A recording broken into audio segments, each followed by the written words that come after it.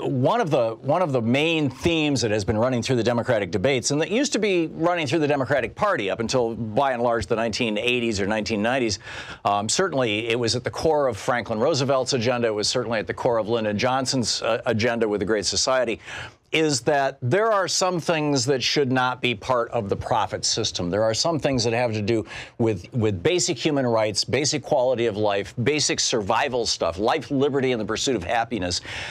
For example, in the 1890s, this country, by and large, I mean, it started in Massachusetts and it spread across the country, but this country, by and large, said education, you know, it's fine if somebody wants to make a profit on education, but this is an appropriate function of government. And so we got, you know, free primary education. Not free in quotes, obviously we're all paying for it with our taxes, but we all decided that society would be better off if we were well educated. And we certainly saw that with college, with the GI Bill. You know, for every dollar it cost us, we got $7 back. So we've by and large, you know, I realize we're moving backwards in some regards on this, and if Betsy DeVos had her way, we'd go all the way backwards. The other one is healthcare. Every other developed country in the world, 33 out of the 34 OECD countries, have all developed national healthcare systems that don't rely on the profit motive. And we have not. And this is something that, you know, there are different solutions, different ways to address this. So, you know, I wanted to get Grover Norquist's take on this. He's the president of Americans for Tax Reform, ATR.org, the guy who famously said he doesn't want to destroy American government. He just wants to shrink it down to the size where he can drown it in the bathtub. Grover, welcome back to the program.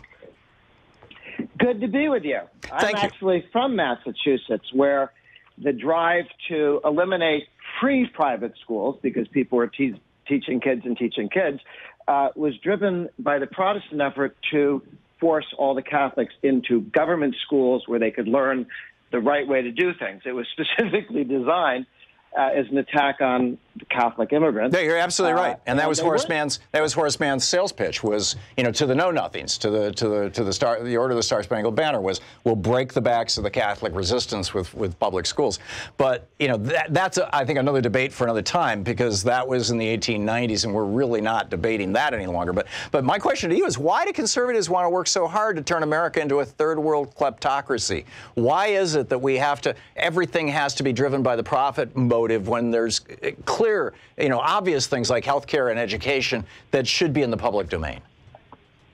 I don't know what state you're in. If you think that government structures don't work on a desire for other people's money and accumulate more and more of it, you can call something nonprofit, but you can get rich running for a nonprofit organization, and you can get rich buying and selling stuff to the government, or take a look at the pensions that all the government structures run, much more lucrative than anything that the private sector offers to average citizens. So when you talk about, I'm not hearing an answer to my question, money, I get it. You don't like government.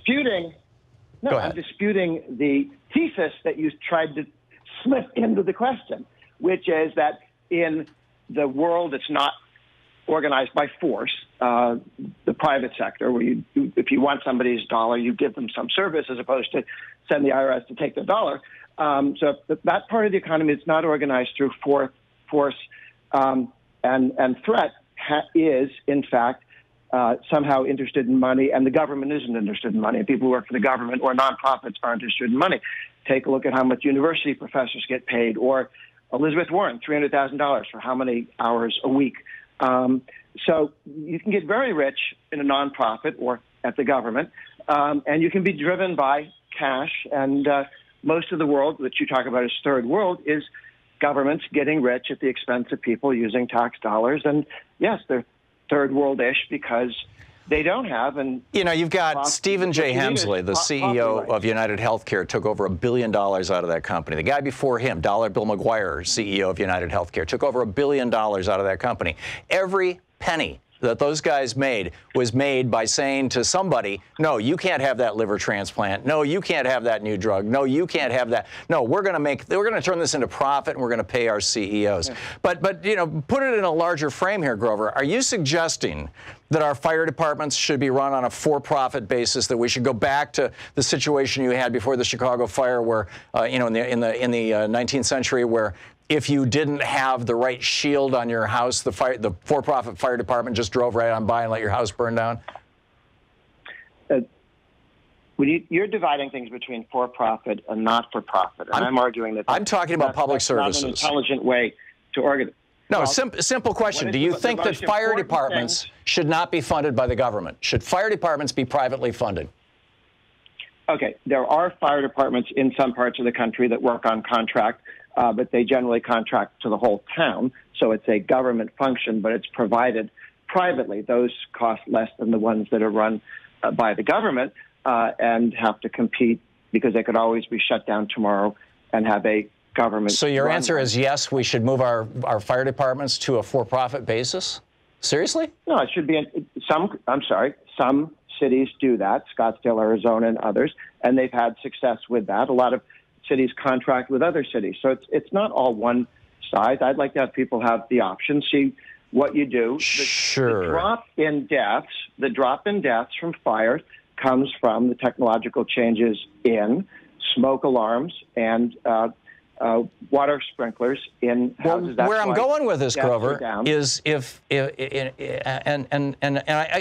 get your point, and in fact, to a certain extent, I don't totally disagree with your point that. And this is with regard to health insurance. You know, again, if your house is on fire, we all collectively chip in so that your house gets, you know, the fire gets put out. If your body's on fire, if you've got cancer, I'm saying we should all collectively chip in. But if you want, I mean, you know, you're a wealthy guy. If you want to buy an additional health insurance policy that goes beyond Medicare, that, you know, gives you, you know, private room or even a private suite in a hospital, or gives you helicopter ride instead of an ambulance ride, I have no problem with for-profit health insurance that goes above and beyond, you know, basic stuff. But the core stuff of if your body's on fire or if your house is on fire, these are public functions. Okay, well, for most Americans, they do have private insurance, and it ought to be made more available. One of the things that the administration just did this last year was to allow, Obama did not allow, but to allow small companies to band together and buy lower cost insurance. The National Restaurant Association, right, crappy insurance, Asian American Hotel. Right, gotcha insurance, the kind of insurance where some billionaire is going to make a whole pile of money when you discover once you get sick that they're going to cut you off. If you give people the option, right now they don't have something. This is an option that doesn't require people to buy, as Obamacare did, a series of products that they didn't necessarily want, where you have these mandates. The reason why health care is more expensive in some states than others is they have higher mandates, which they require and don't give you a choice. You're talking about, and Obama took that and made it national. Yeah, and remember he so was gonna, no, I get that. So you're promised to reduce. You are specifically saying you're specific. Obama's not here right now. I mean, you're specific. It sounds we are paying the bills when he made health care free, and they said it was going to cost $2,500 less for every family. Remember that? That was a promise in the campaign. Washington Post. Medicaid runs on what, 3% overhead? United Healthcare is 20%. What am I missing here? What you're missing is that your insurance was driven up by Obamacare. Costs more, not less, as a result. And that is a challenge. I think the insurance was driven up by the profit motive, and that's my argument against essentially Obamacare and in favor of a national health care system. I mean, the 33 out of the 34 most developed countries in the world have figured this out. Why can't we? I mean, my original question to you, why do conservatives work so hard to turn America into a third world kleptocracy? Okay. Well, I'm arguing that if something's important, like farms, you can either have the Soviet system, where the government has a nonprofit system of everybody works on collectives and then starves from time to time. Grover, that's a straw man. Come on. The Soviet Union is not a straw man, and the Soviet system. Nobody is suggesting the Soviet system, Grover. Come on. Geez, where'd you go to college? Well, to the best of my knowledge, Canada has not adopted the Soviet system, and they have a national health care system. It's called Medicare for All. You said if it's important, it has to be done by the government, was the implication, not what you said. And I say you get more food, better food, less expensive food with a system where people own property and work for themselves. You call it for profit, I call it free, where you are free to do what you want, free to grow food, and people where they say you're a peasant, you live here, which is most of history. You're leaving out all of history, not just the Soviet bloc, but Europe's system with Grover, I'm not opposed to capitalism and stuff. Yeah, you're arguing. You know, if you think you're arguing with a Marxist, I'm sorry. I'm not. But we're talking about health care. We're talking about life and death. What's more important than food? What's more important than food? Do you think the government running farms would do better and have lower costs than private sector? No, I don't. Really, do you? No. Where in the world? Why do you believe that to be the? What is the industry that gets most subsidized and regulated by the government? Education and healthcare. What are the two things that costs go up and up and up? Healthcare and education. Every time they touch it, the healthcare and education inflation costs are much higher than any other part of the economy. And that's because when the government decides to make something free, it gets very expensive. Most recently, Obama, $5,000 per year swing against what he said. Privatize our fire departments, privatize our police departments, privatize our roads. That's your answer to everything. Literally turn America into a kleptocracy. No. How about you start by getting rid of some of the mandates that price people out of work? How about allowing small companies to get together and buy insurance so that more people can have that opportunity? We're looking at several million people who are going to be able to have health insurance that didn't before. But only 35% of people in smaller companies have health insurance, about 85% for larger companies.